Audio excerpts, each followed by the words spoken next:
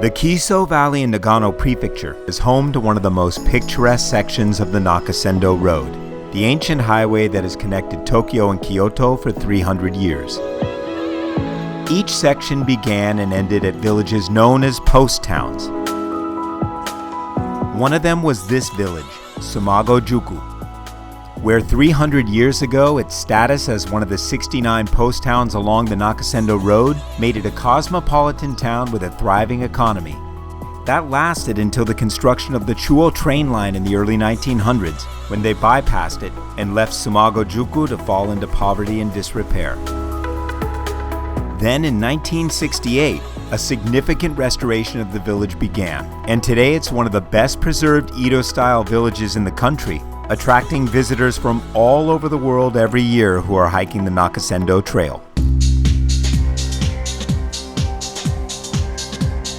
And even today, Tsumago retains some of that cosmopolitan vibe.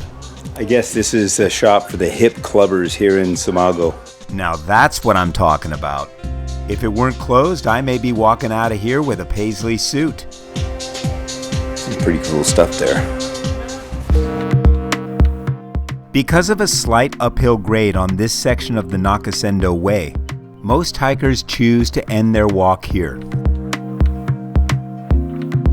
As you enter the village from the rural countryside walking in the footsteps of Matsuo Basho, Japan's most famous poet, it's impossible not to feel the centuries of history that surround you.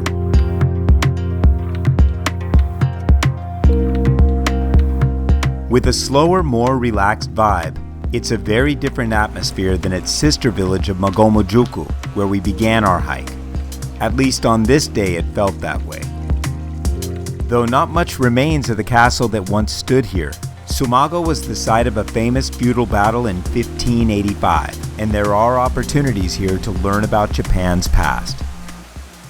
As you enter Tsumago town and go up the hill on your way to the ruins of the castle, on your left-hand side, you'll see the Kumagai family house. It's a museum of a preserved house from the period, and you'll see all the different farming implements in here and the different tools that they would use to farm the land around the house and also to just live in the house itself.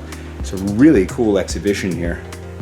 Everything's in Japanese, so I can't read it, but you get a pretty good idea of what you're looking at.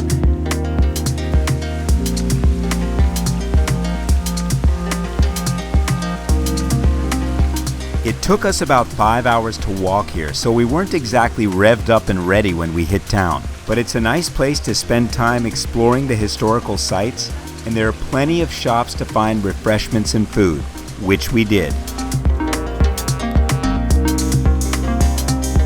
It was a long and beautiful journey to get to Tsumago-juku, and now we just had to find a ride back. Hey, they said that tea was free! Just kidding. Despite the time it took to get here, it's less than a half-hour ride on the bus back to Magomo-juku.